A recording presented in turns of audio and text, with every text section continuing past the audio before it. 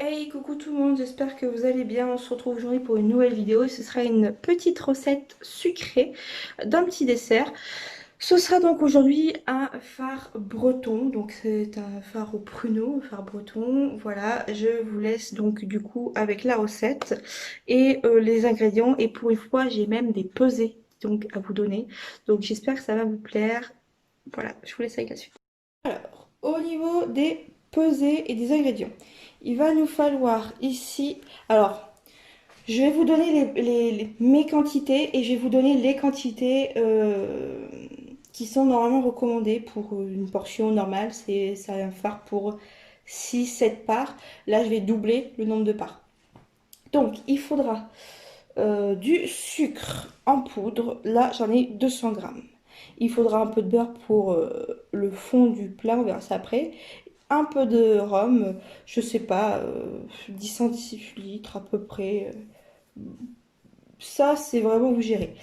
Il va me falloir une brique entière de lait, 140 grammes de beurre salé, de la farine, là moi j'en ai 200 grammes, 6 œufs et 1 kg de pruneaux. Alors ceux-là ils sont pas dénoyautés, c'est un peu moins pratique à manger mais c'est pas plus mal, ça donne du goût de garder le noyau.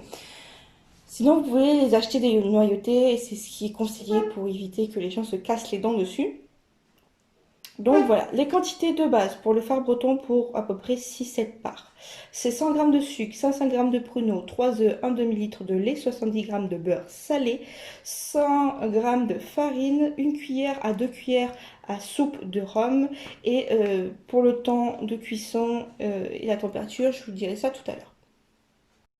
Donc dans un grand plat, vous avez besoin d'un grand plat, d'un fouet et d'un plat à mettre au four. Dans ce grand plat, je vais casser mes 6 œufs.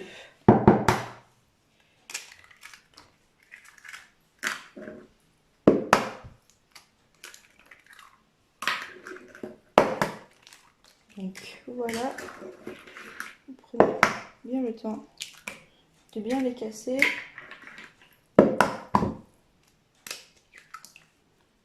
Donc je ne vous mets pas la recette en accéléré ni rien du tout. Il y a des gens pour qui c'est très simple et il y a des gens pour qui c'est plus compliqué. Donc c'est pour ça, je vais laisser absolument toute la vidéo, toutes les étapes. Là, je vais juste me rincer un petit peu les menottes. Voilà. À ça, j'intègre mes 200 g de sucre.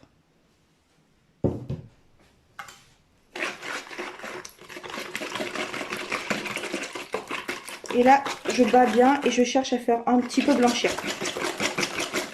Donc, pour savoir ce que ça veut dire, votre œuf, il est jaune. Donc, à force de remuer et de faire fondre le sucre, votre jaune va s'affadir. C'est ça qu'on appelle blanchir.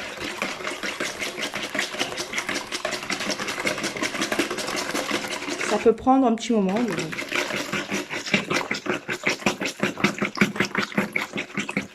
Alors, désolé si ça gigote un peu.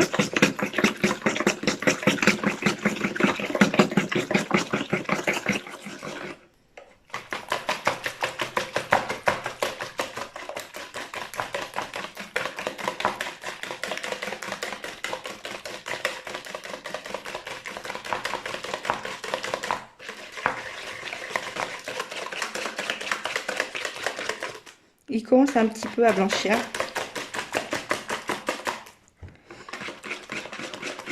Alors, faut pas faire un sabayon non plus, hein. Voilà.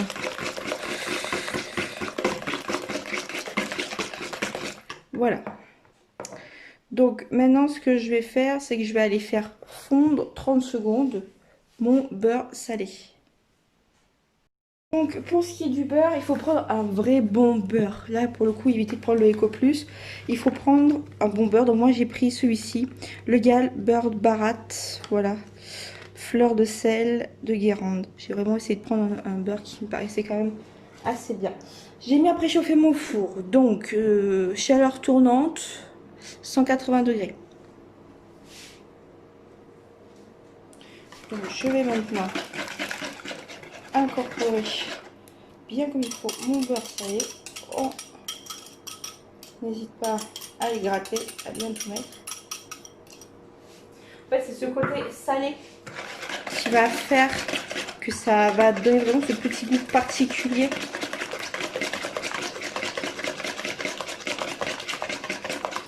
ça, je vais intégrer ma grosse lichette de rhum. Pour le coup, j'ai été généreuse sur le rhum. J'aime bien quand c'est bien parfumé. Pour ceux qui n'aiment pas le rhum, vous pourrez ajouter de la fleur d'oranger. Ça peut éventuellement marcher. Vous pouvez tout simplement mettre de la vanille ou de la rose. Ça promet d'être un peu plus particulier, mais c'est faisable. Vous pouvez mettre aussi de la liqueur de citron à la place pour apporter quelque chose de plus original. Dans une petite dose.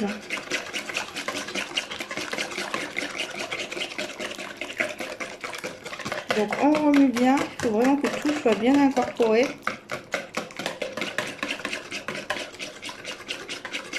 Voilà. À ça, je vais incorporer ma farine. Donc normalement il faut la tamiser, je vous avoue que moi je ne l'ai pas fait. Ce qu'il faut faire, c'est tout bien mettre d'un coup. On met pas plusieurs fois et on l'incorpore en remuant bien. C'est comme ça qu'on va éviter du coup les éventuels grumeaux. Donc voilà. Là, on n'hésite pas, on bat bien parce que vu que j'ai pas tamisé, il faut vraiment bien battre. Si vous avez tamisé avant, donc ça ira, vous aurez moins de problèmes. Si vous faites comme moi, vous tamisez pas, il faut vraiment mettre tout à la fois et il faut remuer un bon grand coup. Désolée, ça bouge.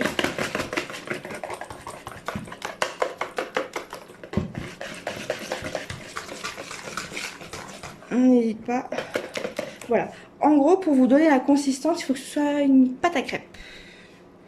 Plus ou moins. Une fois fini, il faut que ça donne un peu la consistance d'une belle pâte à crêpes.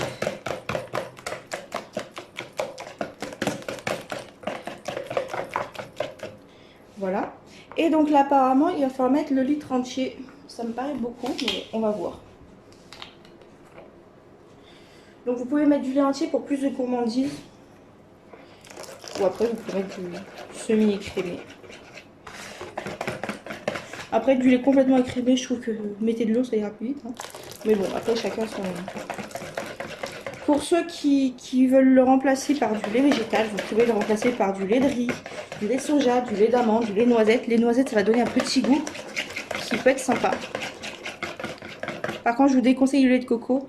Parce que vu qu'on va le passer en cuisson au four, j'ai peur qu'il fasse des grumeaux à la cuisson, le lait de coco.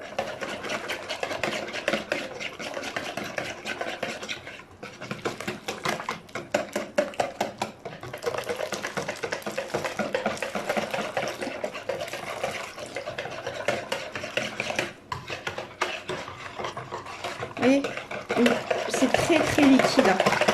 Il ne faut pas s'inquiéter, c'est très liquide.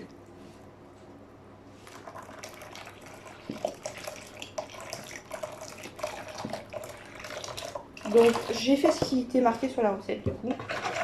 J'ai mis le litre.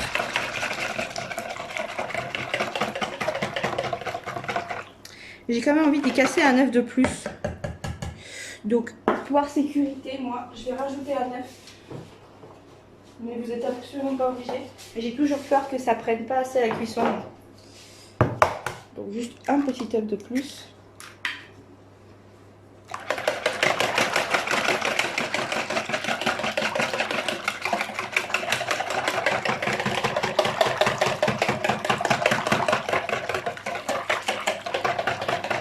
Vous voyez, c'est quand même des choses assez basiques. Ce sont des choses quand même qu'on a chez nous facilement, à part le beurre salé éventuellement. Voilà. Donc ça maintenant, je vais mettre ça de côté.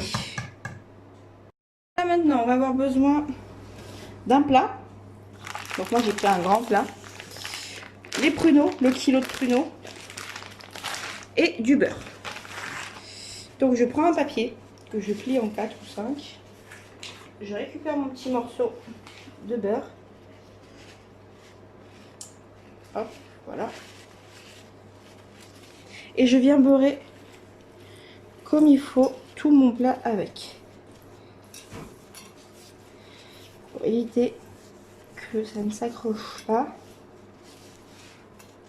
Après, il y a la technique, vous faites fondre votre beurre aussi. Ça marche, hein, très bien. Et vous l'appliquez au pinceau, mais moi, j'avais pas envie de salir le pinceau.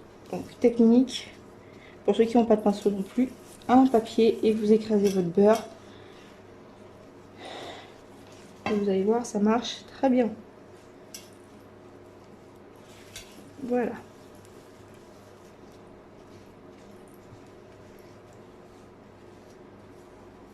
Voilà, tous les tours, ça partira ça à la poubelle. Maintenant, on va faire un tapis de pruneaux. Donc, on prend les pruneaux. Alors, vous pouvez les faire gonfler avant, les pruneaux. Vous pouvez les mettre comme ça.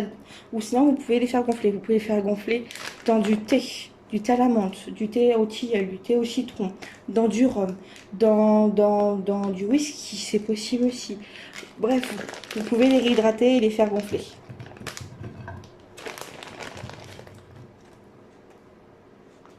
Celui-là, il me plaît pas, il est pas beau. Donc, je vais faire un beau tapis de pruneaux. Comme ça. Il m'en reste quelques-uns. Et là, tout simplement, je vais venir faire couler ma préparation dessus.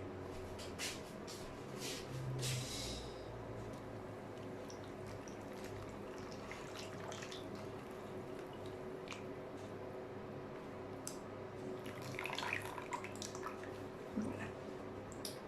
Donc, on peut prendre une maryse pour bien gratter le fond. Là, c'est bon. Hein. Voilà. Ça à laver. Et les pruneaux qui restent, on va venir les parsemer par-dessus, à gauche, à droite. Hop. Alors là, c'est vraiment un vrai fard au pruneau, quoi. C'est chaque bouchée, vous allez manger du pruneau, quoi. Après, si vous n'aimez pas, vous pouvez remplacer ça et faire un fard à autre chose. À l'abricot, à la date, à la poire séchée. Vous pouvez varier les fruits. Donc ça va passer au four. Minimum 45 minutes à 1 heure, là. Vu la grosseur de mon plat, je pense qu'on va se rapprocher de l'heure. Mais là, pour les proportions de base que je vous avais données, donc les 500 g de pruneaux, là, donc la moitié en fait de ça, ils disent 45 minutes environ. Voilà.